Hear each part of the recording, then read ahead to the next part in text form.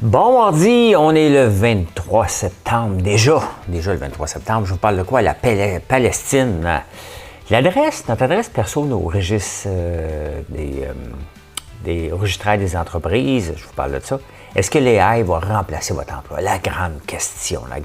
Et qui l'utilise? Je vais vous parler de ça. L'air plante, elle s'excuse. Et elle est un paratonnerre pour la frustration. Une taxe sur les panneaux publicitaires, on n'invente pas. C'est que ça me fait rire. Transition Montréal, un parti pour les travailleurs, on va choisir de ça. La crypto qui débarque aujourd'hui. À l'approche de la retraite, que faut-il faire? Connaissez-vous la règle du 4 Pas quand tu as ton chèque de paye parce que tu t'en vas chez vous, 4 à la retraite, mais il y a une autre règle pour les dépenses de luxe, 0,01 je vais vous dire comment. Il y a un musée à Londres que je veux absolument aller voir. Mais absolument aller voir. Il y a des mots wokistes maintenant pour l'OTAN.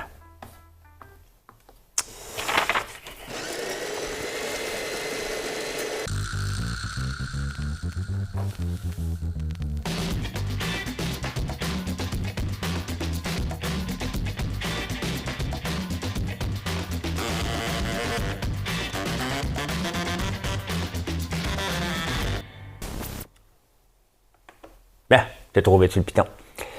Hey, mon fils Mathieu m'écoutait l'autre jour quand j'enregistrais, parce que ici j'enregistre dans le grenier, je suis en campagne en ce moment. Et en bas, ben, il peut m'entendre.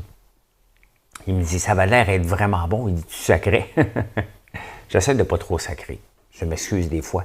Mais ici, dans ce show-là, j'ai pas de cadre télévisuel ou radiophonique où je me retiens. Donc, ça se peut des fois qu'il y a des situations qui me fâchent et que je me laisse aller. Je pense que vous appréciez des fois, vous n'aimez pas ça quand je sac trop, je comprends, mais c'est un show d'opinion. Et des fois, ben, il y a des choses qui nous font tilter, bien raide. Donc, ça peut arriver. Merci d'être là. Je rêve un jour, moi, d'avoir 5000 personnes qui m'écoutent chaque jour. Ah, on est proche. On est loin, mais on est proche. À peu près 3000, à peu près la même chose en podcast. Donc, c'est 6000. Mais idéalement, ça serait 10 000 par jour. Avec le travail que je fais, puis le partage, les commentaires que vous faites, ça fait une grosse différence. Et merci pour ça. Je me suis coupé en fin de semaine. Coupé en tabarnouche. Je suis dans le fond des bois. J'aurais mérité des points de suture. Qu'est-ce que vous voulez que je fasse?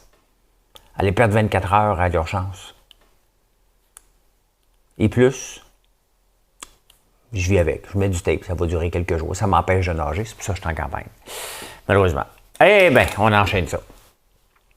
Reconnaître l'État de la Palestine. Le Canada vient de le faire.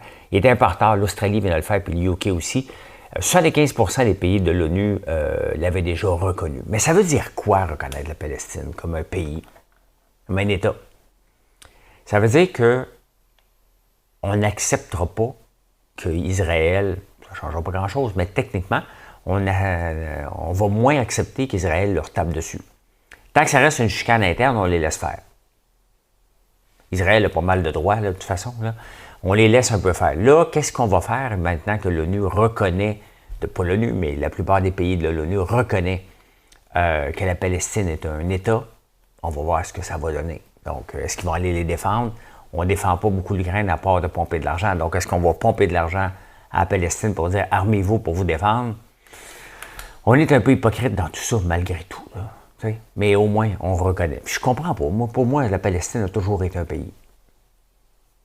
C'est quand même assez spécial que c'est la place de Jésus. Puis il y a toujours de la chicane. Jésus existait. Là. Je connais pas, je ne veux pas parler de religion. Hey, vous savez que notre adresse perso est au registraire des entreprises. C'est une entreprise. Puis tu veux vérifier c'est qui les actionnaires, bien, tu vas pouvoir voir X, Y, Z, Paul, Jean-Pierre, tu vas pouvoir me voir. Et qui sont les actionnaires de l'entreprise? Est-ce que c'est du passé? C'est un relique du passé. Pourquoi notre adresse perso est là? Qu'est-ce que ça va changer de donner ça à tout le monde? Dans la vie de tous les jours, il n'y a pas de problème. Sauf qu'en ce moment, il y a une grande vague d'extorsion chez les restaurateurs. Pour avoir la protection. Et quand ça ne marche pas avec les restaurateurs, ils vont voir le registre des entreprises, puis ils vont à la maison voir les actionnaires. t'élever un peu, là. Donc, ils ont demandé à certains restaurateurs d'enlever ça. Est-ce que ça devrait être la norme? Tu peux voir qui est actionnaire. De voir où il habite, qu'est-ce que ça donne de plus?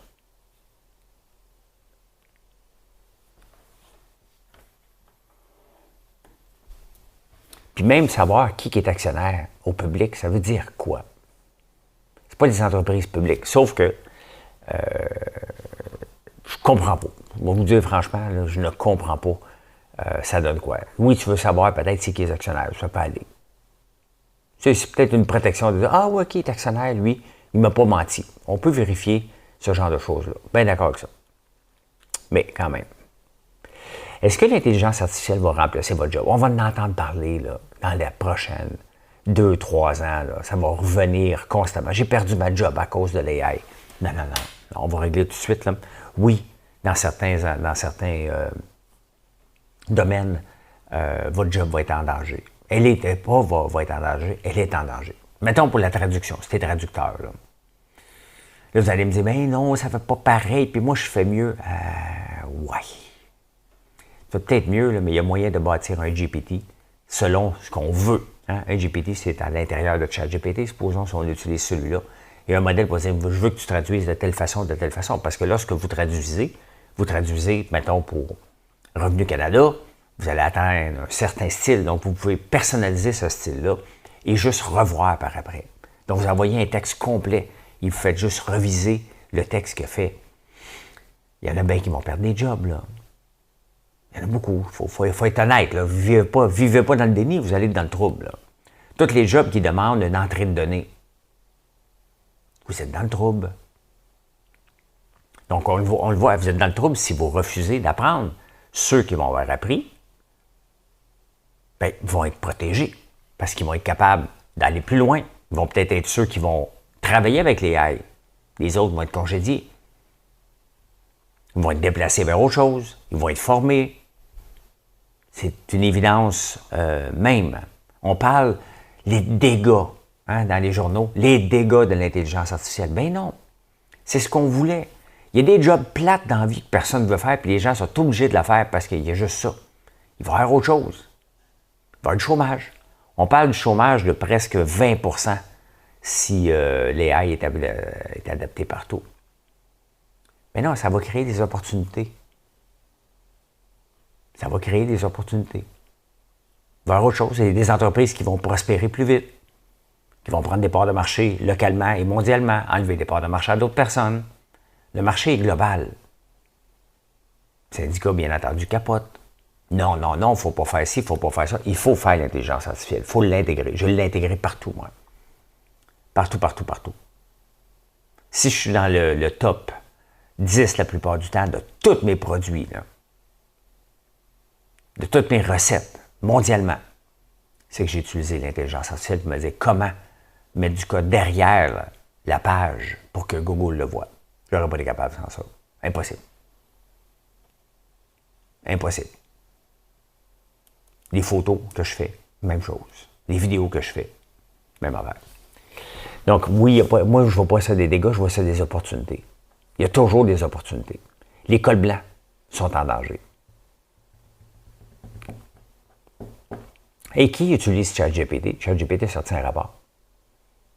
Intéressant. 52 %, c'est des femmes. Et 73 % des questions dans ChatGPT, c'est des questions personnelles. Comment je peux être plus belle? Comment je peux être plus beau? Comment je fais ci? C'est vrai, j'en pose beaucoup de questions par rapport à mon alimentation, par rapport à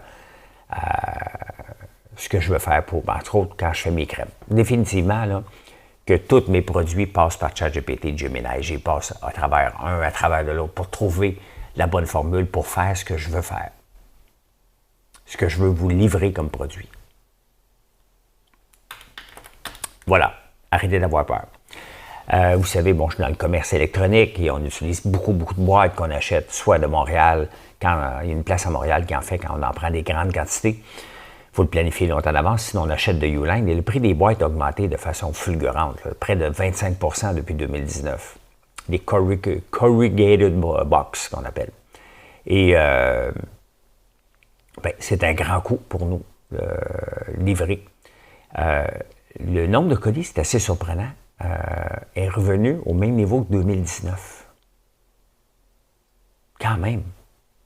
Au point de vue de l'achat des boîtes. Donc, ça a baissé beaucoup. Et c'est une bonne nouvelle pour nous, les consommateurs, les acheteurs de boîtes. Parce que si la demande baisse, le prix va baisser. Les compagnies, pendant la pandémie, ils ont aiguisé le crayon au maximum. Là. Les syndicats ont monté leur salaire. Tout le monde a monté leur salaire, mais le marché, tu ne peux pas avoir un salaire à l'infini qui monte si le marché ne suit pas.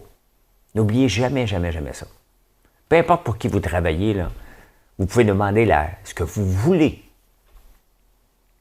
comme bonus, comme salaire. Si la compagnie ne fait pas d'argent, éventuellement, ton poste est en danger.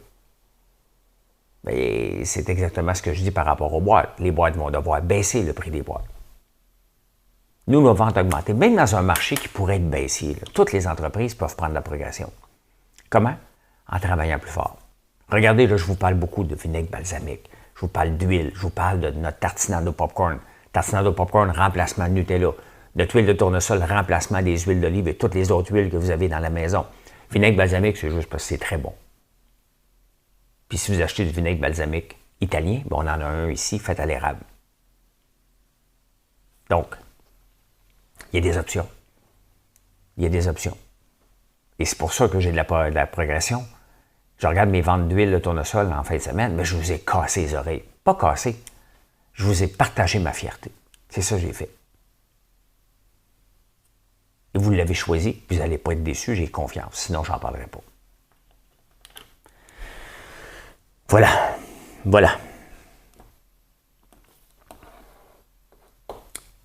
Il y a eu l'hommage à Charlie Kirk en fin de semaine. Tout le monde était là. Trump était là, bien évidemment. Et le grand orange, le grand épais, niaiseux, stupide. J'ai déjà dit quand même que ça prenait Trump. Je voulais que Trump rentre pour une seule et unique raison, nous donner un bon coup de pied au cul au Canada. C'est ce qu'on fait. On se promène, là. Mais c'était un épais pareil. Alors qu'il est supposé rendre hommage à Charlie Kirk. Son passé. Il dit que les Amériques et les États-Unis n'ont jamais été aussi riches que ça. Les gens ne nous aiment pas. Mais nous autres, on se rend riches avec la hate, en mettant des tarifs. Ce grand épais-là profite de la mort de quelqu'un pour parler comment il est bon, comment il rend les Américains riches. Quel tarlat!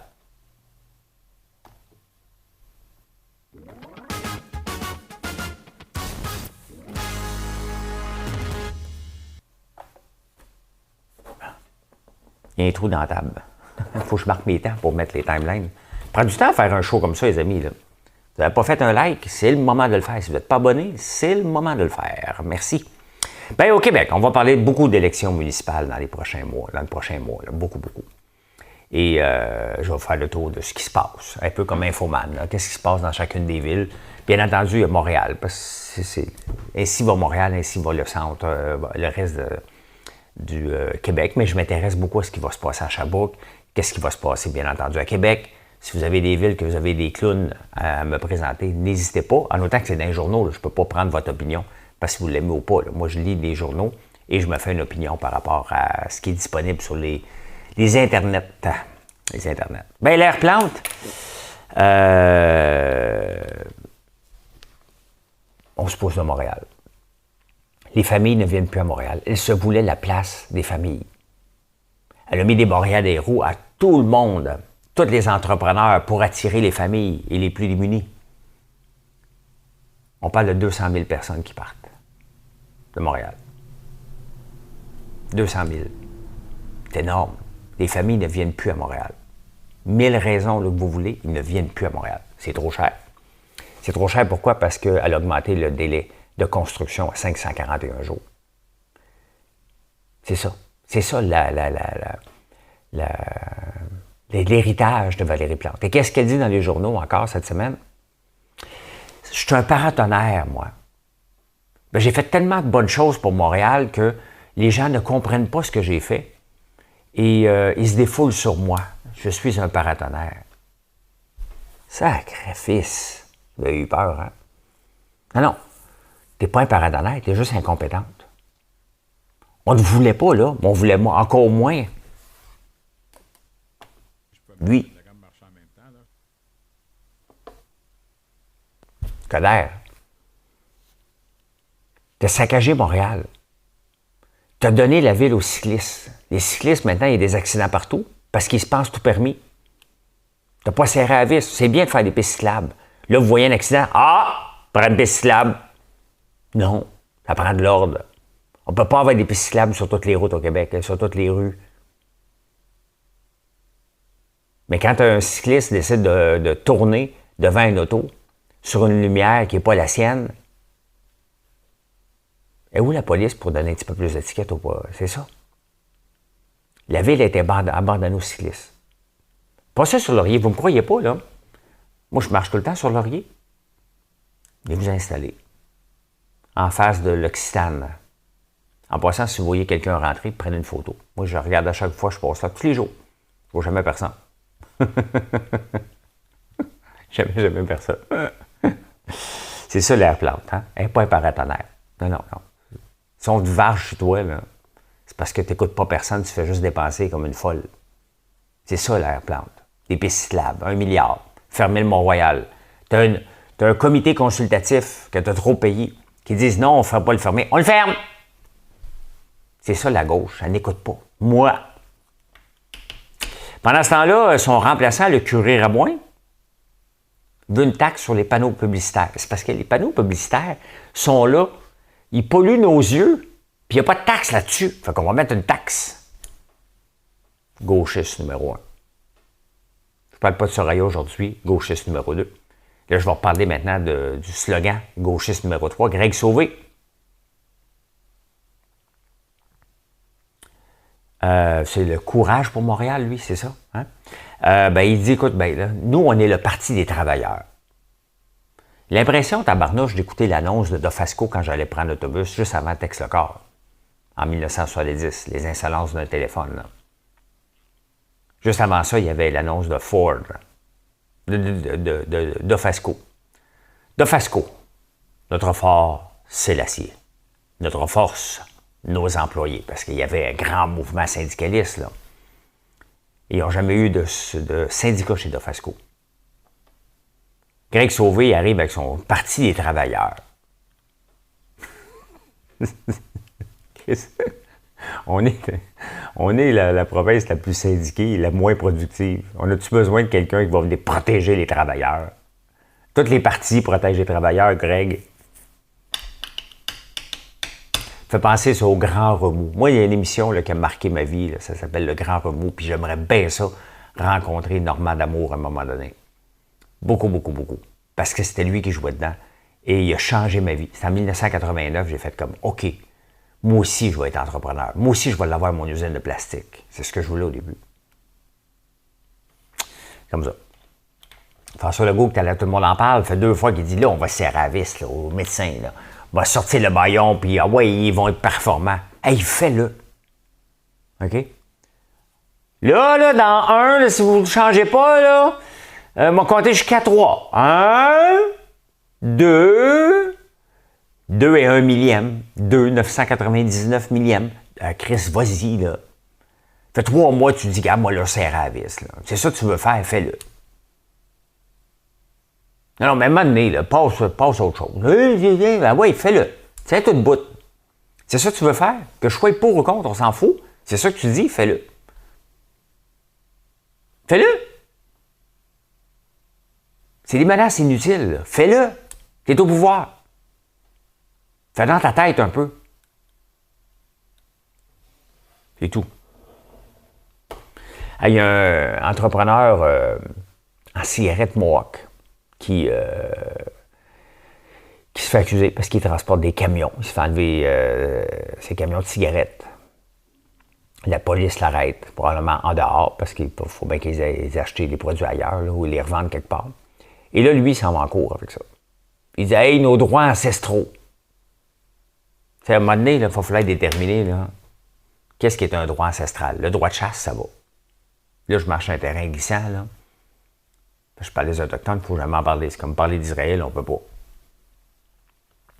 Mais là, à un moment donné, là, les droits ancestraux, on s'entend-tu que la cigarette, là, calme-toi avec tes droits ancestraux. Là.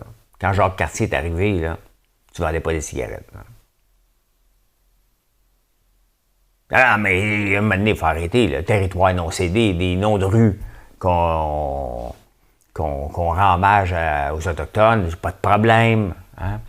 Mais à un moment donné, les cigarettes, là, on s'entend, là, c'est pas un droit ancestral, ça. Faut tu sais, bien beau étirer puis dire non, ouais, mais mon grand-père en vendait. Ouais, c'est correct. Il n'a pas le droit non plus.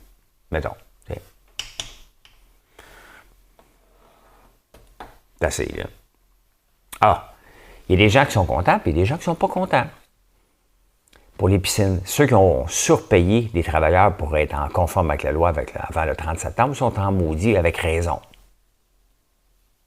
Parce que l'autre ministre, André Laforêt, elle était pas bonne, qui s'en va au maire de Saguenay. Elle ne mettait pas ses culottes pour dire que ça n'a pas de sens, c'était trop vite. Geneviève Guilbeault a dit, regarde, on va utiliser le gros bon sens, là, on va revoir un peu certaines règles. Mettons comme moi ici, je ne voulais pas clôturer parce qu'il faut que j'arrange mon terrain. Bon, si j'avais eu à le clôturer, j'aurais mis une flexinette, une clôture temporaire pour me respecter la loi. Là, sauf que, entre ma piscine, qui est surélevée, qui est déjà protégée, par une clôture qui s'en va vers le pont, j'ai une rivière et un lac en arrière. Entre ça, j'ai une piscine. Est-ce que je dois mettre une clôture? Alors que pour aller là, il faut déjà que tu montes sur une place où c'est une clôture. Entre ça, tu as une rivière et un lac. Un étang. Vous voyez l'absurdité de la chose, là. Puis il faut que j'arrange mon terrain. De toute façon, il y a un mur de roche qui est tombé. En tout cas, j'ai un an pour arranger le mur de roche. On va suivre ça de près. On va suivre ça de près.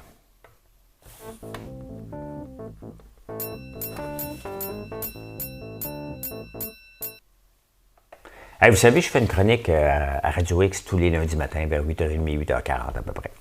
Et Dominique Moret m'envoie les sujets que je parlais de vendredi, samedi, puis il dit « Hey, je veux parler de tout ça. » Il dit « Comment tu trouves le temps de faire tout? » Je dis « Je dors pas. » C'est la seule solution. Je dors pas. Fait que ça règle le problème. Est-ce que les obligations, c'est risqué? J'en ai pas d'obligations, ça ne m'intéresse pas en tout d'avoir des obligations. Hey, ça vient de Marie-Ève Fournier. Je suis presque gêné de parler de ça, je ne l'aime pas particulièrement. Mais elle est bonne journaliste, c'est juste qu'elle n'est pas bonne pour vulgarisatrice à la radio. T'sais. Plus un portefeuille contient d'obligations, plus il risque d'être épuisé après tant de temps. Ça ne remporte pas les obligations. Donc, mettons que tu commences sur 10 000 portefeuilles, là,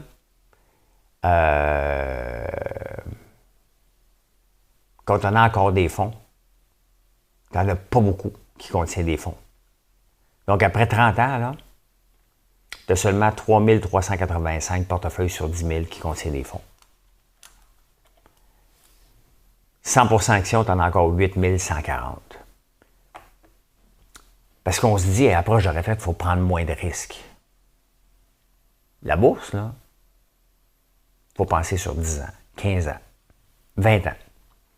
Tu arrives à 65 ans, on anticipe de vivre jusqu'à 85-90.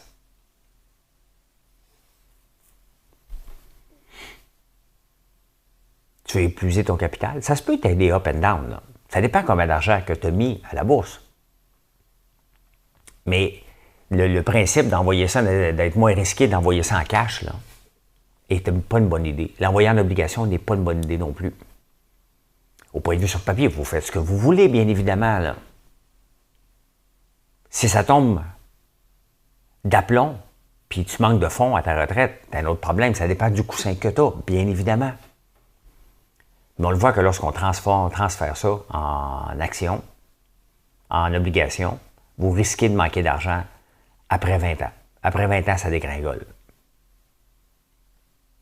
C'est stressant, arriver à 80 ans puis pas avoir une scène, là. Juste vivre des placements de régime de pension du Canada. Très risqué, les obligations. La bourse actuelle, elle a monté beaucoup.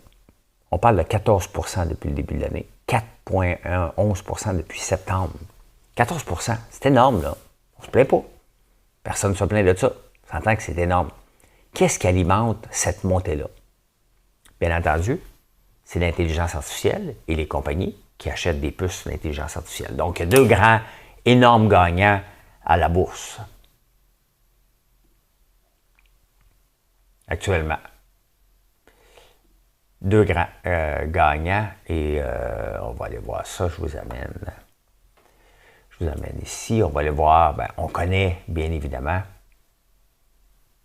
ça c'est FXI, on connaît Nvidia, qui a monté beaucoup, il y a l'autre Broadcom, qui a monté beaucoup. Broadcom avec son symbole, c'est toujours mélangeant parce que c'est AVGO. Ça me mélange quand tu viens pour aller le voir. Qui a monté beaucoup aussi. Je veux dire, il y a un an, là, Broadcom valait 170 et en gros, ça a doublé. Donc, il y a eux qui vendent des puces, mais ils vendent à quelqu'un. Ils vendent à qui? À Meta, à Google, à Microsoft. Donc, eux achètent des puces, les autres les vendent. Donc, ces deux-là. Puis, le Microsoft offre des services comme la génération d'images, l'intelligence artificielle. On paye pour ça. Est-ce qu'on paye assez? Je paye 11$ par mois. Est-ce que c'est suffisant? Je ne sais pas. Donc, on paye pour ça. C'est ça qui alimente la bourse beaucoup, beaucoup, beaucoup. L'intelligence artificielle. Est-ce qu'on est dans une bulle? On va le savoir quand elle va éclater. En 2007, la plupart on a eu une récession en 2007-2008 et la plupart des analystes ne l'avaient pas prédit. C'est dur de prédire. On ne peut pas le savoir, ce qui va arriver. Est-ce qu'il va y avoir une grande récession? Est-ce qu'on va avoir un gros crash? Est-ce que la bulle va péter? Tu sais, quand la bulle pète, parce qu'on ne l'utilise plus, regardez l'Internet, là, quand ça a pété, là, toute la folie. Ça a pris du temps. Là. On avait quelques sites web, Alta Vista, puis Yahoo, Amazon. Mais c'était pas ce que c'est rendu là aujourd'hui. La plupart des autres ont disparu. Il y a quand même un risque. Soyons conscients de tout ça. Le risque n'est pas nul du tout, du tout, du tout.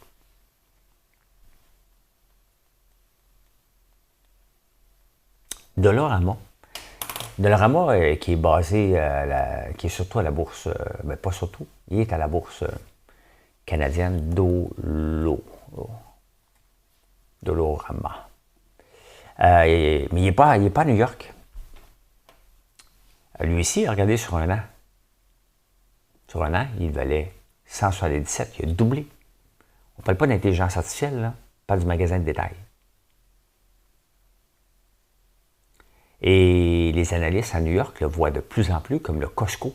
Ils prennent des parts de marché à l'international. Ils sont différents que Dollarama de tous les autres magasins à dollars, la façon qu'ils fonctionnent. Aux États-Unis, ils n'arrachent les magasins à dollars. Pas Dollarama. Attends un peu, c'est même pas Dollarama. C'est niaiseux. C'est pareil. 136 à 190. Donc, on le compare de plus en plus comme Costco. La façon qu'il va chercher ses clients, la façon qu'il gère, low cost, tout le temps, bien présenté. Des beaux magasins quand même. Intéressant que les analystes le voient de plus en plus. C'est un de mes meilleurs placements de Dollarama. Ou je pense que c'est mon meilleur placement. J'en ai deux bons placements. Là. Je ne vous le cache pas, là, je vous le dis tout le temps. Là. Tout le temps. Et c'est IGM. Ça fait longtemps que je l'ai. C'est le temps qui fait que c'est intéressant. Là. Parce que ça fait 2012 je l'ai. 2008, 2010, 2011, 2012 à peu près. Il valait 9$, il en vaut 126, je l'ai encore. Je ne me plains pas. Est-ce que c'est monté beaucoup à cause de la technologie? Si la technologie pète, lui aussi va péter. Mais j'ai payé 9$. Est-ce que je devrais vendre? Oui. Mais le risque de ne pas faire partie du momentum est plus élevé. Puis est-ce que la technologie va disparaître? Au contraire. Elle est là pour rester, elle est là pour s'améliorer. Donc, je suis pas à veille de retirer des fonds, donc je ne suis pas stressé. Pas stressé. Un autre belle débarque en crypto, si vous avez de la crypto, c'est normal parce qu'on a toujours une prise de profit, ça va augmenter. Regardez, hein? Le Bitcoin qui prend toute une débarquée. Qu'est-ce qui a causé ça? les supports. Il y avait un support psychologique, hein, ou un support non seulement psychologique, un support selon les analyses techniques, à 115 et à 113. Il a pété le 115, il y a des ventes qui se font automatiquement avec des logiciels. À 113 aussi. Et ce qui fait que planté, en Asie, ils ont vendu massivement. Ils s'attendaient à plus de la baisse de taux d'intérêt. Donc, ils ont relâché la crypto. Et vous voyez, quand je vous dis là, que c'est le Bitcoin qui décide, le Bitcoin tombe et XRP tombe. Tout le reste, Solana, tout est dans le rouge parce qu'il y en a un qui est tombé. Quand une Nvidia tombe là, à la bourse, ben Coca-Cola ne tombe pas. Ici, là, c'est toute la même chose. Donc, on peut investir dans n'importe quoi. Tu peux investir dans le Bitcoin, investir dans le Bitcoin. Tu peux investir dans le XRP. Ça se peut que j'en prenne du XRP. Il y a un nouveau fonds. Il y en avait déjà un au Canada. Il y en a un autre ici maintenant aux États-Unis, XRPR, qui est sorti. Donc, on va le regarder. Si ça vous intéresse, on a déjà iBit, hein, que j'ai investi dedans. Il y en a plusieurs. Moi, j'ai choisi iBit, qui est un fonds basé sur le Bitcoin. Je l'ai acheté au début. À 28, au 65, c'est dans mon CELI. Ça, c'est mieux que Lyon. C'est mieux que Lyon. La règle du 4 %. Quand on prend notre retraite, les analystes disent à chaque année, tu dois être capable de vivre à 4 % de ton placement. Donc, si tu as 1 million de disponible, pas en valeur nette, de disponible, tu peux retirer 40 000 par année. Avec un rendement, mettons, tu le gardes à la bourse, le rendement moyen de 7 à 8 % sur 15 ans. Donc, ton capital continue à monter et tu te retires un pourcentage, qui est le 4 %. Donc, tu as 2 millions, tu retires 80. Vous comprenez le principe, vous en avez 500 000, tu retires 20 000. C'est comme ça. Si tu veux en avoir pour 30 ans. Peut-être si tu as des bons placements, si ça va bien, tu peux augmenter, là. Parce que c'est toujours, calcule toujours 4 %. Donc, si tu as 1 million cette année, puis la bourse a fait du 14 % comme elle a fait, ben, tu as 1 140 000 si tu es basé juste sur le S&P 500. Donc, tu as retiré 40 000, ben, tu as augmenté pareil. Donc, l'année d'après, tu peux augmenter à 45 000 que tu peux sortir peut-être. C'est comme ça. Donc, toujours viser 4 % par année pour avoir un capital qui continue à croître. Parce que tu ne veux pas vivre à un moment donné stressé puis tu vois que ça diminue, là. C'est ça qui est le plus grand danger. L'autre chose que tu dois faire, et une nouvelle règle qui est de plus en plus populaire, c'est la règle du 0,01 %. Donc, tu vois 1 million net, là, pas avec ta maison, là. 1 million, tu vois net.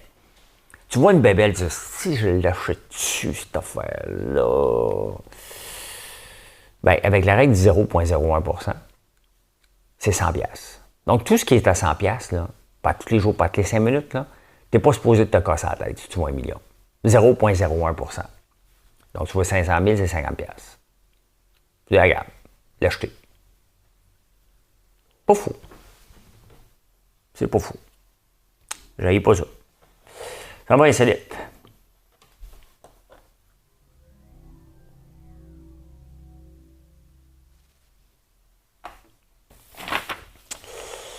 J'avais pas vu que j'étais encore en train de vous montrer les graphiques.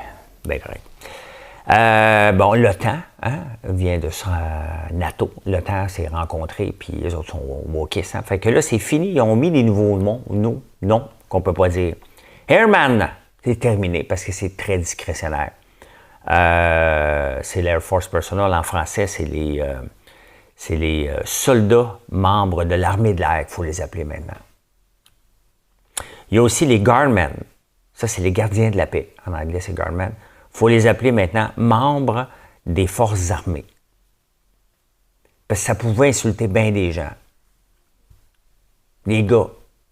Parce qu'il y avait Guardwoman, là. Mais pour les gars, Guardman, ça pourrait les insulter puis ça pourrait les déranger un petit peu. Parce qu'ils ont le droit d'avoir leur propre identité. Moi, je veux aller à Londres. Vous savez que je vais aller à Londres, mais pas pour n'importe quoi. Je vais aller à Londres pour aller prendre le thé là-bas. J'en prends presque pas de thé, je prends mes tisanes, là, mais je vais aller à Londres. Pour aller voir. Je ne savais pas que ça existait. Le saviez-vous? Hein? Le Vagina Museum. Ouais. Il y a des affaires intéressantes. Comme là, regarde, tu peux acheter un poster avec un petit peu de sang dans les bobettes. On va aller voir ce qui est nouveau. Je ne sais pas c'est quoi ça. Ah, un ring, c'est marqué Cunt. Quoi d'autre? Quoi d'autre? Un petit crochet dans le cou avec une vulve. Il y en a des affaires, hein, ce musée-là. Hein? Ben, des flags pour à peu près. T'as lesbienne, trans, pansexuelle, non-binary, bisexuelle, progress pride.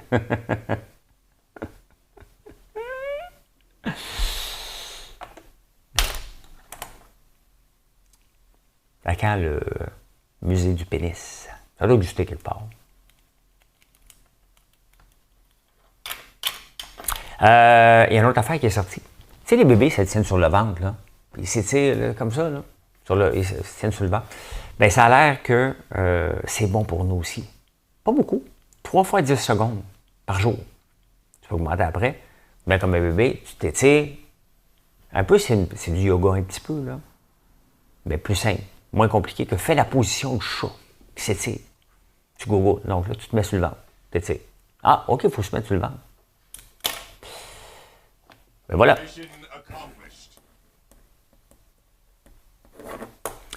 Merci d'être là.